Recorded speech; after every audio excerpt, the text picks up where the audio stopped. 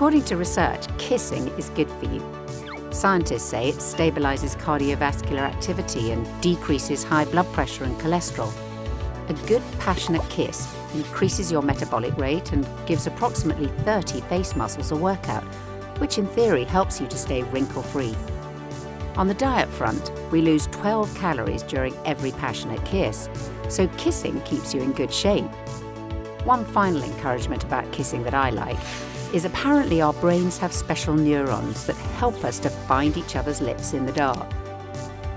So the question we're going to be addressing in this session is, how do we keep our love alive over the whole course of a marriage? We sometimes hear people say, that's not realistic. Others say, it's just a matter of luck, or only happens if we marry Mr. or Miss Right, as if there was only one person in the world we could possibly marry. Actually, as Andy Stanley says, it's not so much about finding the one as about becoming the one. Keeping our love alive is a deliberate choice we make. It involves being intentional by developing patterns of behaviour that will create and maintain a strong emotional connection between us. This means investing in our friendship and having fun together, maintaining romance, and creating habits that draw us together. An example might be making a daily habit of connecting at the start of the day by having breakfast together, or connecting during the day by messaging each other or speaking on the phone. Another habit might be reconnecting when we get home by exercising together, walking the dog, or downloading our day over a cup of tea or coffee. If we don't create positive patterns of behaviour like these, we can all too easily fall into negative ones, such as in the evening when you get home, one person watching TV while the other's on social media, not really communicating, and then going to bed at different times. One very important habit that has done as much as anything to keep Zilla and me closely connected over all the years of our marriage has been setting aside time to spend together once a week having a date night. We've discovered these weekly dates have two benefits. First, they give us a regular opportunity for effective communication at a meaningful level so that we keep deepening our understanding of one another. Secondly, they keep the romance, the love, the fun and the friendship alive in our marriage. When we first got married, we thought that this kind of time together would just happen automatically.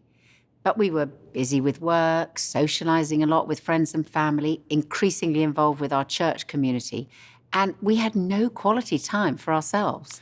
Then we got some great advice from an older couple who suggested we had to be really intentional about making this quality time together. So since then, every week, we have tried to plan at least 2 hours together, having a meal and doing something fun that we both enjoy. And that's become our weekly date. We now plan it into our calendars for 3 months ahead. Now, by date, we don't mean we spend a lot of money. In fact, we realise that if we're to have regular date nights, it's important not to set the bar too high.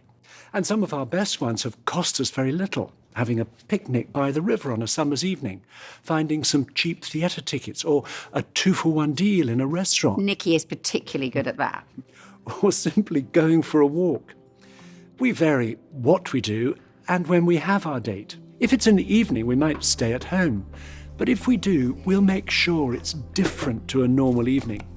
Zilla cooks something special. We'll put candles on the table, put on some nice music. Or we may watch a film together that we'd both enjoy and generally make it feel romantic. So it's important for us both to be involved in organising what we do. And occasionally one of us will plan a surprise. But it's worth checking your partner likes surprises before you do that. Having a weekly date together might seem a funny thing to do once you're married. You're living in the same house and you're around each other much of the time. But that's exactly why we need to do this. Otherwise, it is so easy to start to take each other and our marriage for granted. Quality time is really important to me. And I think you kind of knew that, but you'd sometimes think we'd had quality time when it had literally been half an hour lunch break. Yeah, or we had a different definition of it, didn't we? For me, quality time is just us two, no distractions, no work, no admin, but just discovering what we like, and we love going for walks, doing new things, eating food together is a big one. I think a game changer for us was getting a joint calendar where we can actually put something into the calendar. We can both see it. We kind of know what's to be expected. I can plan something in advance, which we discovered was a massive kind of aspect of your definition of quality time, that I would take the effort not just to be there, but to have thought about it beforehand. Yeah, you'd love just to randomly do something, whereas to me that would just communicate he's not thought about this or put any time or effort into this, therefore he's not valued this time together. So yeah, I think we've learned, haven't we? We're getting there. Yeah. For Grace, it's all about quality time. Yeah. Really. Sometimes if I fail to make the time, she would prompt me and I have to be conscious, there's a prompt. She needs it. You know, and I say, okay, I'll try and drop everything and then let's go out for a date night. Or let's just spend time together. Let's make sure the kids are in bed and this same couch, I'll be sitting on one end, she'll be sitting on the other end, and we'll just yak. Yeah. You know, we just talk. It sounds counterintuitive to an easygoing personality, but you need to be disciplined about having fun. It's a little weird to think about, but it works, right? I mean, if you carve out time where you can be easygoing and you can relieve the pressures of a normal work week and just really enjoy each other's company. And we try to not talk about kids or work. And I had to, especially after I stopped working, I had to really kind of prepare for our dates. I know that sounds kind of silly, but I would quick do a perusal of news just to see if there were any interesting stories or anything that I could bring to the relationship. Otherwise, you do have the tendency to sit there and say, well, my day was just like every other day I ever have. So I do try to make a little bit of an effort when we go out, and I think that also helps. Nikki and I always have our weekly date around a meal, as meal times provide the best opportunities for building friendship and having meaningful conversations. And our dates have often been the catalyst for us to talk at a deeper level than we have time for in the rest of the week. However, we've discovered that making conversation during meals and drawing each other out requires a conscious decision. A good conversationalist isn't someone who has the most interesting things to say, but rather the one who's best at asking questions. Yes, I love it when Nikki asks me a question like, what would be your best holiday? I can talk for a long time about that one. Or what's been most difficult for you this week? Or what are you looking forward to? The biggest threat to meaningful conversation between couples today is screens. Most of us have been out for a meal and seen couples sitting in total silence, and they look like they've forgotten how to even hold a conversation with each other, and they've stopped asking each other questions altogether. Often they're more focused on their phones than on each other. Phones and other screens not only replace conversation, but if we invite our 1,436 online followers to come on a date with us, the message we're sending our partner is, other people and other things are more important to me than you. Whereas when we put our screens away and focus our attention on our partner, we're communicating powerfully, I value you above everyone else. So our suggestion is to put your phones on silent and not to check them or make or take calls during your date night, or actually whenever you're having a meal together. That's a good habit to get into before having children, because it means they'll grow up seeing that meal times are important for talking with others. My name is Emerson, My name is Christina. and right now we live in Mexico City. We met at a nightclub. First and last time I danced, but I danced with you that night. Yes. Boundaries with phones. It's a struggle. It's real. You know, it's an area that I'm not proud of. Especially that I've noticed, like, I don't even think about it, and I'm just going to my phone. Yeah. You know? I mean, you're not alone in that. We all do, but now we have to work on not being on it. Yeah. You know, and I think that's where, you know, the struggle is. We were just in South America as a family visiting my father in Bolivia. In Bolivia. And Bolivia is the only country where our cell provider does not work. So when we landed, and it wouldn't get. It literally said no service. I'm like, usually that changes, but nothing was coming through. So my phone was dead for 2 weeks. Yeah. But it was so healthy. Yeah. Because I got to talk, I got to engage. Connect. Yeah, so that was a good break for Funny me. stuff. I loved it. I loved it and I didn't love it. It was Being super hard. disconnected. Super hard for me. It's really important we connect through conversation, but our date night isn't just about talking. It's also about having fun together on a regular basis. Couples who naturally have different interests may have to work a bit harder to find an activity that they enjoy doing together. But our encouragement is don't give up. Even if your last date night didn't go very well and you ended up having a huge row, persevering and being creative will mean that the net benefits over time will far outweigh the effort involved. So, for the first conversation in your journal, Building Your Friendship, we want you to think about what you both enjoy doing together. Each of you separately write down 6 things. When you've finished, compare your lists. Then talk about how you could continue to have fun together, doing things like these for many years to come.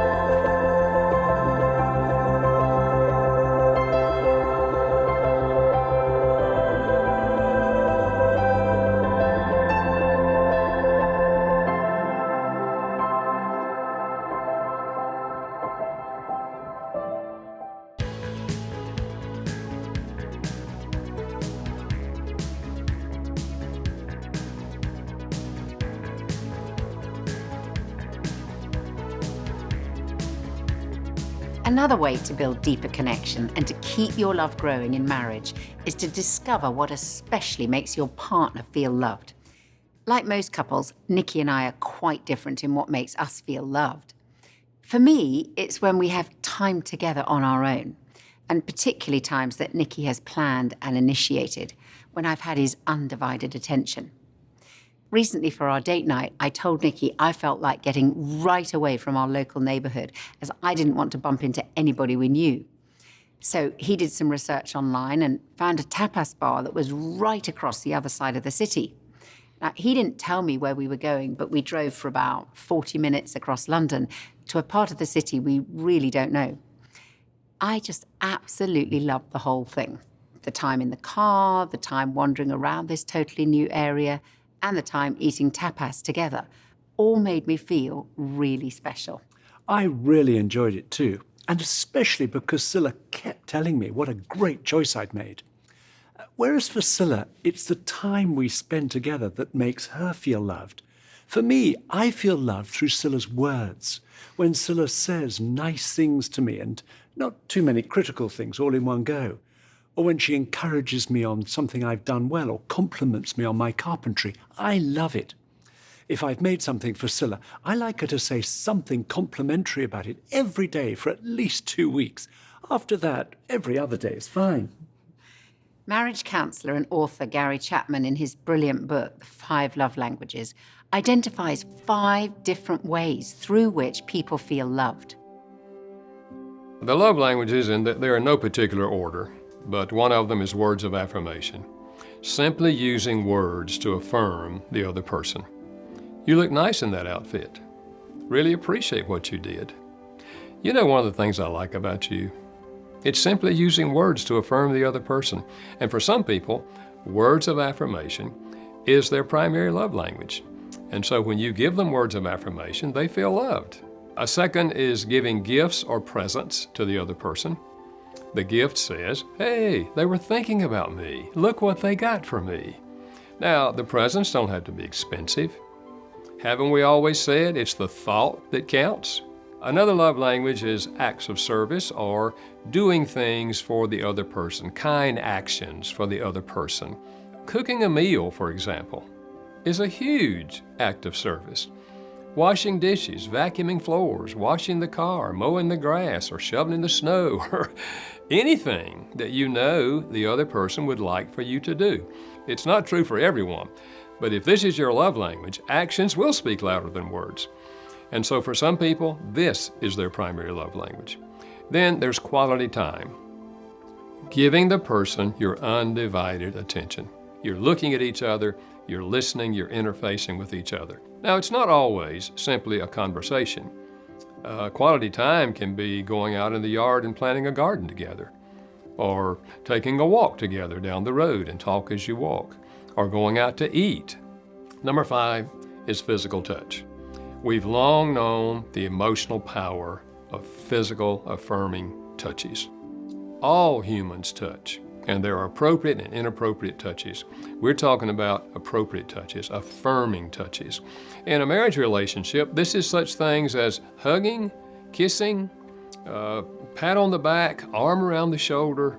And the basic concept, of course, is that out of the 5 love languages, each of us has what I call a primary love language. It's very similar to spoken language. Every one of us grew up speaking a language with a dialect, and that's the one we understand best. We call it our native tongue. Same thing's true of love. Now, once in a while, someone says to me, I don't know, Gary, I think 2 of those are just about equal for me. And my response is, fine, we'll give you 2 love languages. We'll call you bilingual. But most of us have a primary love language, a secondary love language, then the other 3 fall in line under that. It's been such a helpful discovery for Nikki and me to find out the order of importance of these expressions of love for each other. For Nikki, loving words are closely followed by actions, and I know he feels loved through the things that I do for him as well as the things I say to him. For me, quality time is closely followed by physical affection, by touch. So as you can see, we're very different from each other. You need to work out your primary love languages in order to be able to tell your partner. You can't expect them to know automatically. Some people assume that their partner feels loved in the same way that they do, so they try to communicate love in the way that they understand it and want to receive it. But that doesn't work if their partner feels loved in a different way. We may have to learn our partner's love language, and it can be just like learning a foreign language, which takes effort, discipline, and practice if we're to become fluent. And we may need to get over feeling self-conscious or inadequate or awkward if our partner's love language isn't something we've seen or experienced as we grew up. I grew up with seeing my mom and acts of service being a huge love language for her. So I would do acts of service all the time, do stuff around the house for Heather, and she would be like, oh yeah, that's cool, great, thanks. And I was just in this huge conundrum of, but this is supposed to work. My wife's love language was affection. Yeah. Yeah, like the physical touch and hugs. I wanted to express my love through acts of service. You know, pick something up or take you somewhere. But in those moments, I didn't think of how important it is to put my arm around her or to hold her hand. All those kind of things, I had to really grow muscles in those areas that didn't come so easily for me. All the words of affirmation are his big love language. And he thought that they were mine, but they were not mine. My love language is service. Service. With a smile. With a smile. So service was, when somebody just does something for you without you having to even ask. It's like, oh. So like, for example, when he gets off from work, he will always call me and he'll always ask me, do you need me to pick anything up from the store? And he doesn't realize what that does for me. I like to be touched, and Michael hates it. We had a first dance during our wedding, and I put my hand just behind Michael's head, and Michael tried to keep the smile going, so he was like, just take your hand off my head. 有时候送给他围巾呀，比如说去杭州出差会买一个丝绸的那个围巾呀，送给他。然后过了一段时间，我发现，哎呦，有一个朋友的丝巾和我送给我爱人的丝巾特别像，一模一样的。然后我就告诉他，哦，你知道吗？我曾经给我爱人也买过一样的丝巾。他就说，是吗？你爱人送我了。讲啊，为什么把我的礼物送给别人呢？当我知道他的爱的语言是服务，还有包括肯定以后啊，省了很多钱。The aim of the next conversation, Discovering Your Love Languages, is to help you discover the order of importance of them for each of you. We suggest that first you write down 6 specific occasions on which you've particularly known your partner's love for you. It could be major events or something small but which was very significant for you. So, for example, I felt loved when you gave me that book I'd been talking about. Now that might indicate thoughtful presents are important to you. Or, I felt loved when you cooked my favourite meal for me. That may show kind actions mean a lot to you. And on the basis of what you've written down, try to work out the order of importance of the love languages for yourself. Then, without looking at what your partner has put, try to guess the order for them. When you've both finished, show each other what you've written down.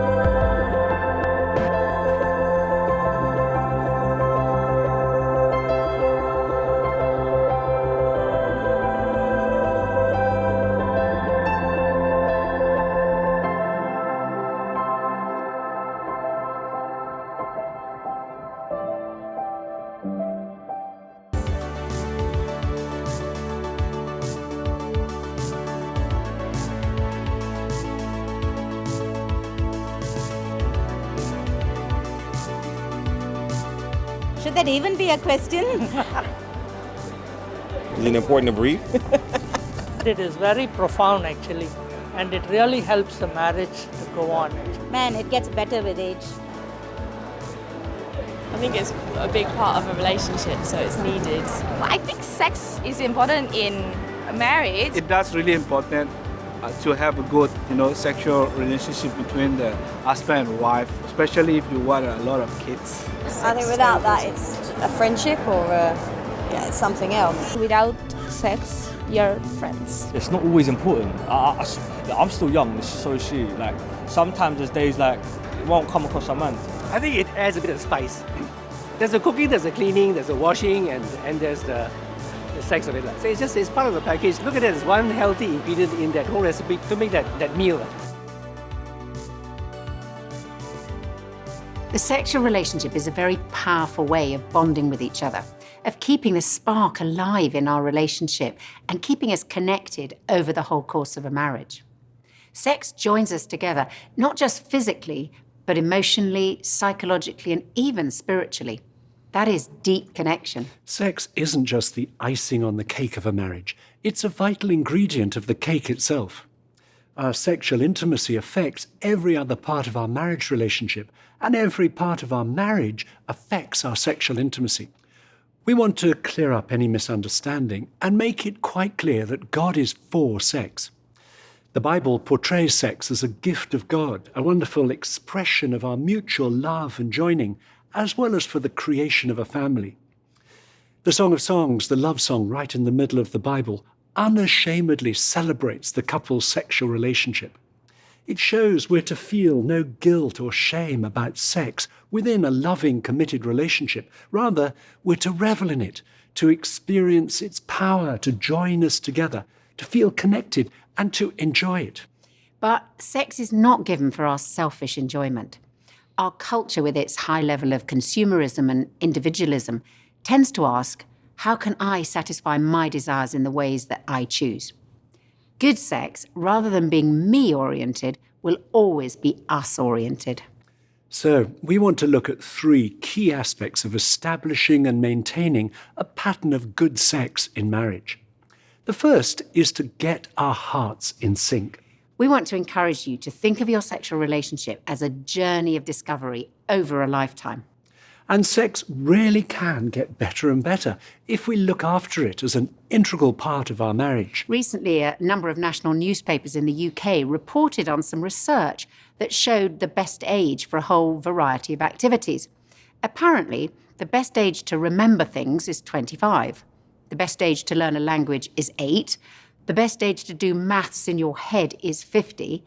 And the best age to have great sex is 66. So the best is yet to come. We can easily be misled by films and the media into thinking that sex should be instantaneously brilliant. But that's not real life. It's not realistic to expect to become black belts at sex overnight, or to be able to turn on fantastic sex at the flick of a switch. Sometimes we have to unlearn some of the messages that we've absorbed from contemporary culture. Intimacy is not something that Hollywood paints. Yeah. I mean, really, it's nothing like that. You know, it doesn't just happen. You burst through the door and everything comes off and off you go. No, it does not happen that way. Yeah. There's real human emotions and there's the right time. There's like the romance to it. And then there's like, did she have a bad day with the kids and you come in all fired up? You're like, it's gonna happen, and no, it's not actually because you didn't know what happened in the house today.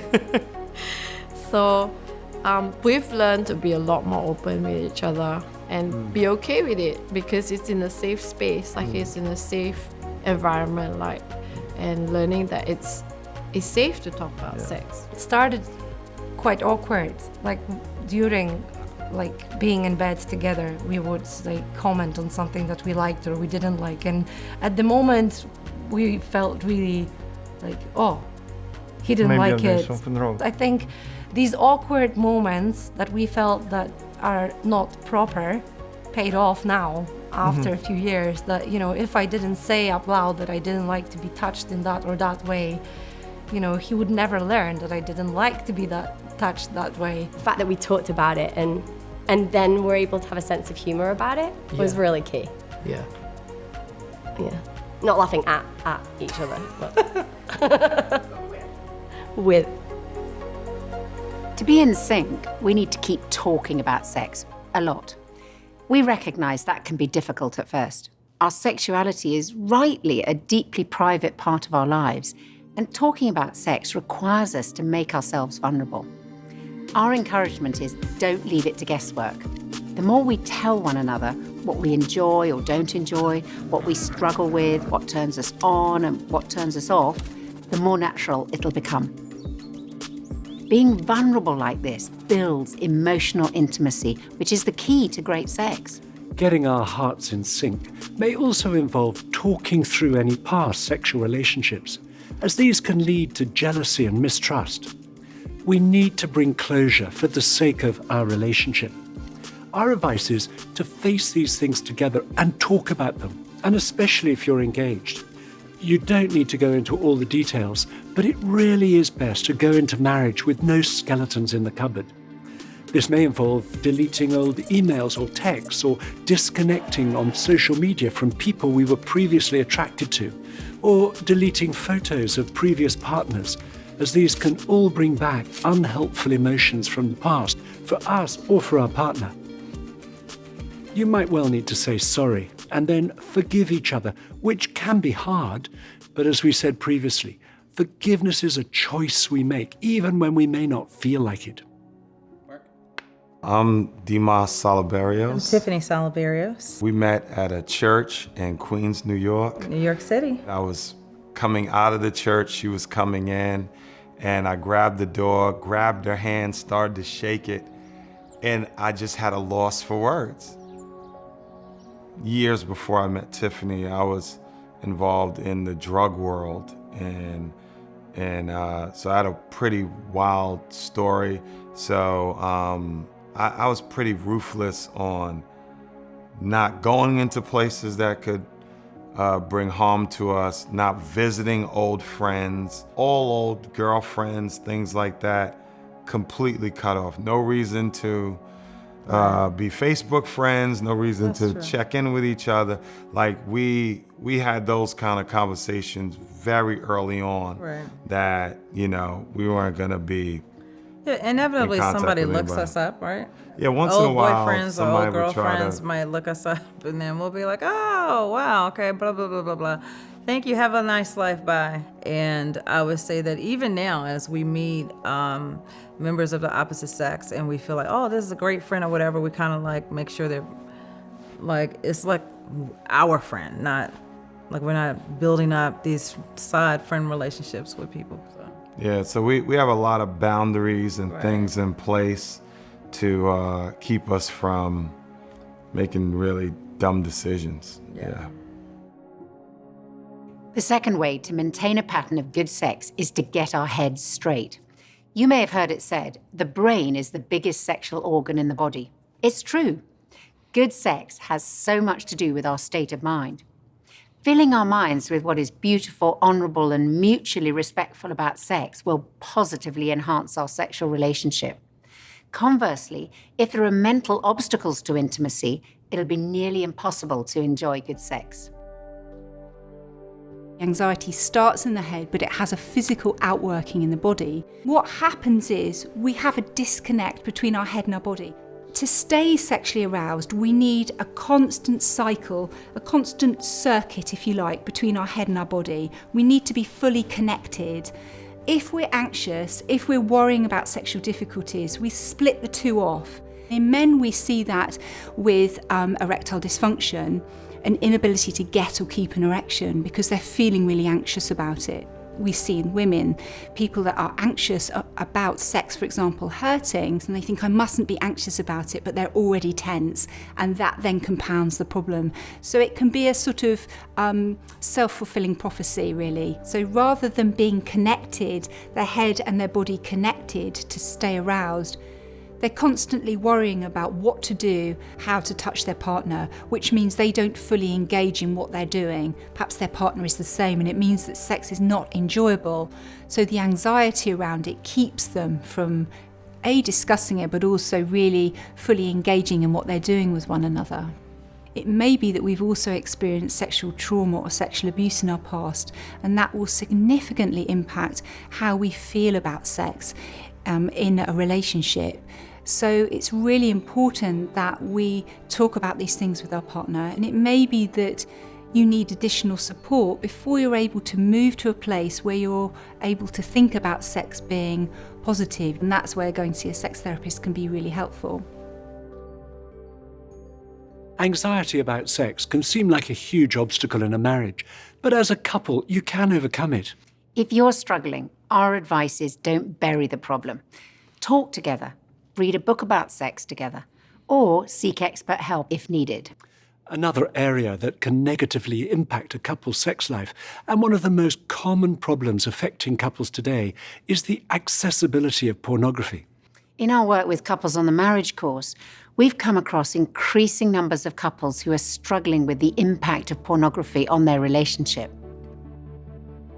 There's a couple of problems with, pornography use to a marriage and to a relationship, but also to an individual.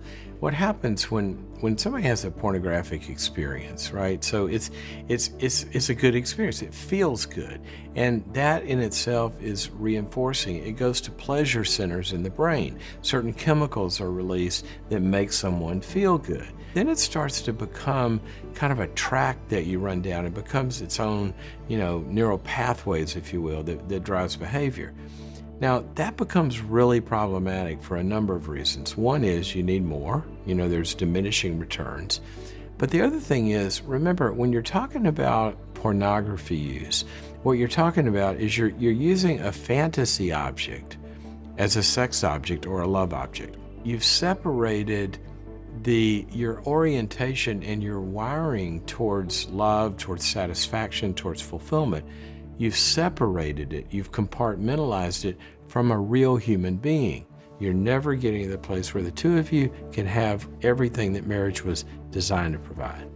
Probably if it's become a habit pattern, you're subject and at risk for that to continue. So it's really, really important that you kind of deal with this and you begin to get it out of your life, because what you got to do is you're going to commit to a person, and that person is a real person that you got to have full-fledged intimacy with. So deal with those issues in your life and talk about them in your, if you're engaged with your future spouse. And let me tell you, the sexiest thing probably that your spouse can know about you is that you possess the character internally. There you have self-control, and all of your self-control takes a steering wheel and aims it towards your spouse. That's a sexy person. We want to encourage you to have an honest conversation with your partner in as non-judgmental a way as possible. This stuff is so easy to get into and can be very hard to get out of. Being honest and taking steps to change your habits will have a hugely positive impact on your relationship and will make having good sex a reality in marriage. One final area where our brain will affect our sexual responses is if we have low self-esteem and a poor body image. And these negative thoughts can stop us wanting to be naked in front of our partner, or they leave us playing a very passive sexual role. And all of us today, both men and women, are bombarded with the body perfect image, whether that's online, on posters, or in magazines. The antidote is to keep telling each other on a regular basis, "You're so beautiful, you look great," or whatever words you'd most naturally use, whether your partner is dressed or undressed. That will build your partner's self-esteem. And this is what we see in the Song of Songs, the two lovers admiring every aspect of each other's bodies and telling each other again and again. And this becomes an integral part of their lovemaking. The next conversation in your journal is talking about sex. Write something to complete the first two sentences about getting your hearts in sync and getting your head straight, and then discuss what you've put with your partner.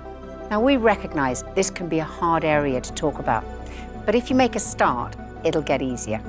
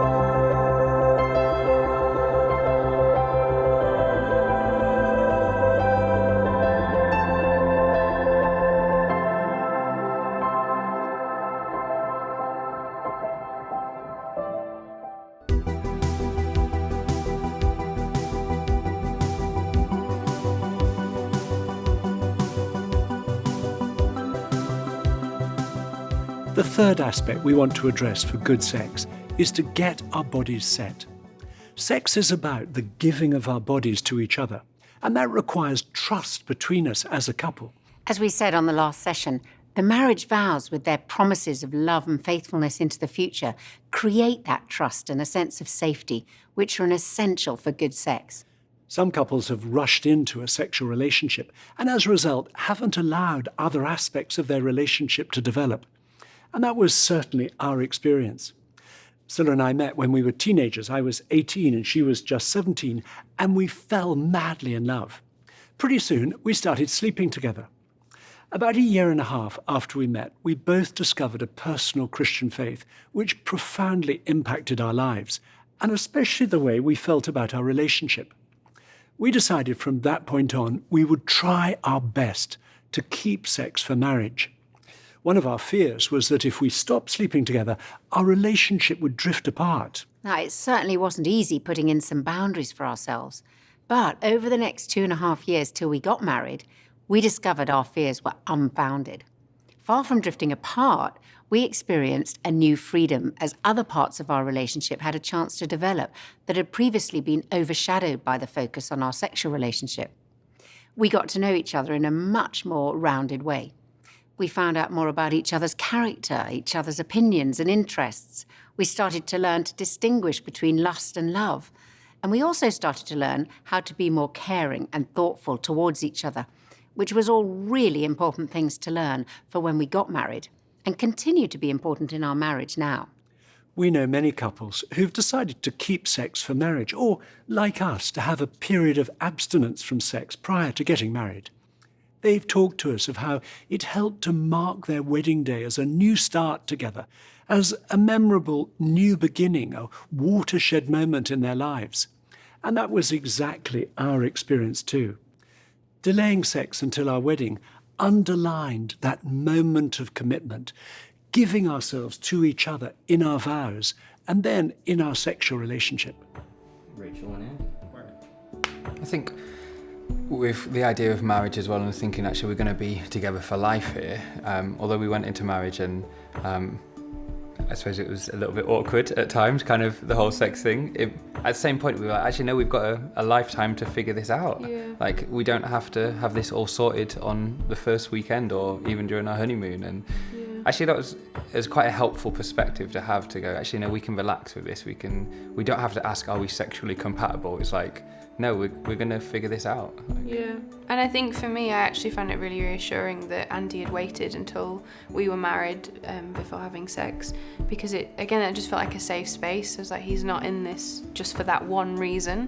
But actually there was something quite special for us both. This was a new part of life, a new part of our relationship that we were able to explore together. And it was something just between us two. It was worth being in that context of trust, of having waited for each other, Not that waiting was always easy. I think especially when we got engaged and we had, actually no, this is the date in mind that we're going to be married. Like, we've kind of made this commitment to each other.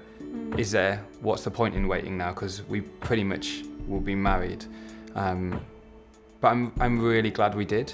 I'm really glad that actually something changed kind of on that day when it was like, actually no, this is a new season, not just in regards to sex, but in regards to kind of all the other dimensions. But actually sex was a big shift in that kind of respect. Keeping sex for marriage certainly requires self-control, but it is possible. And actually, learning self-control is important for every one of us.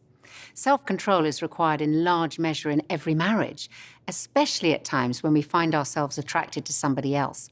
So we'd encourage you to be honest with each other. Ask your partner what they'd most like. They may want to keep sex for marriage, but are afraid of hurting you by saying so. Then you can work out how to go forwards together. Before giving you a final time to talk again, we want to leave you with 4 very practical tips. First, plan for sex on a regular basis.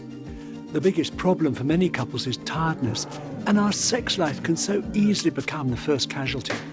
Just like any activity we want to be good at, sex requires us to be intentional. Having sex regularly is a decision we make. Each couple needs to work out their own pattern, but it needs to be enough to keep you closely connected at a physical sexual level. Secondly, make your bedroom special. Make it a space in which you feel totally relaxed and safe. Get the right lighting, get the temperature right, have music on if you like that, and leave phones and screens out of the bedroom. Many couples we know have a no phones in their bedroom rule. Your partner being more interested in a screen than you is a total romance killer. You can buy an alarm clock very cheaply, which may just be the best investment you make for your sex life. And get the biggest bed you can fit in your bedroom. You won't regret it. Thirdly, be creative. Talk together about what you like or might like. Try to avoid getting stuck in a sexual rut, not always same way, same place, same routine. It can help to read a book about sex. Be imaginative, but always be gentle, honouring and respectful of each other. Fourthly, plan a night or two away from home occasionally. Nikki and I know from experience that going away to a different place for even one night can be a great catalyst to reconnection if things have become a bit mundane and routine. Sex isn't just the icing on the cake, but a vital part of building a strong marriage over a lifetime. And our advice to you would be, invest in it. So now, for the final conversation, look in your journal at Talking About Sex Part 2. Write something in answer to the question, and then start to talk where you feel able to about what you've each written down.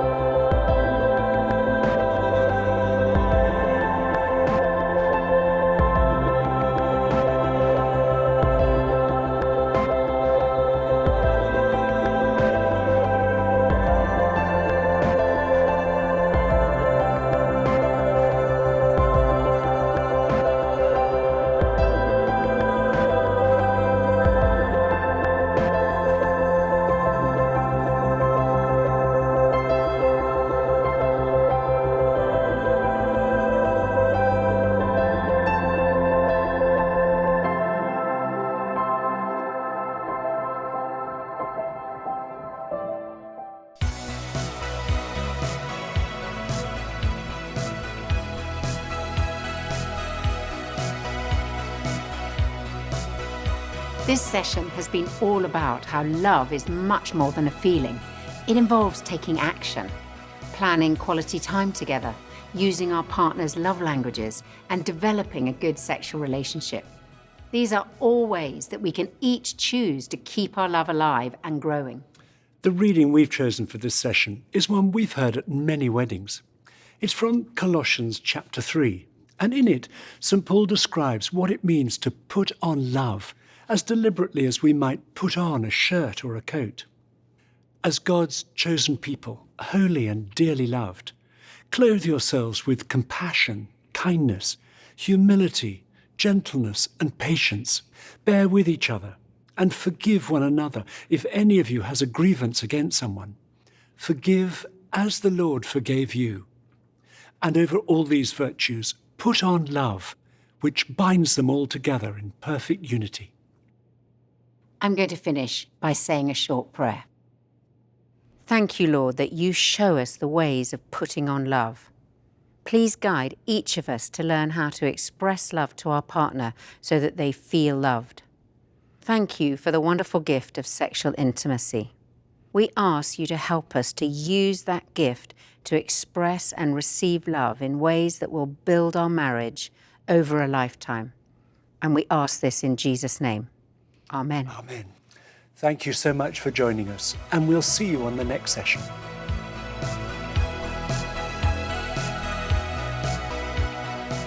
Dan and Katie, so 16, take one. Mark. Don't encourage it. I'll sit them off camera.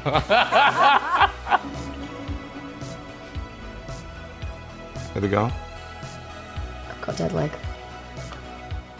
For you, because I don't game on the phone. No, I play Candy Crush, and it's easy enough to just shut it off. You wouldn't always tell me how you felt. I've just burped, just a really big burp. I'm so sorry. That's Is that cream egg? That's a cream egg burp. I wouldn't call myself a gamer. Definitely not hardcore.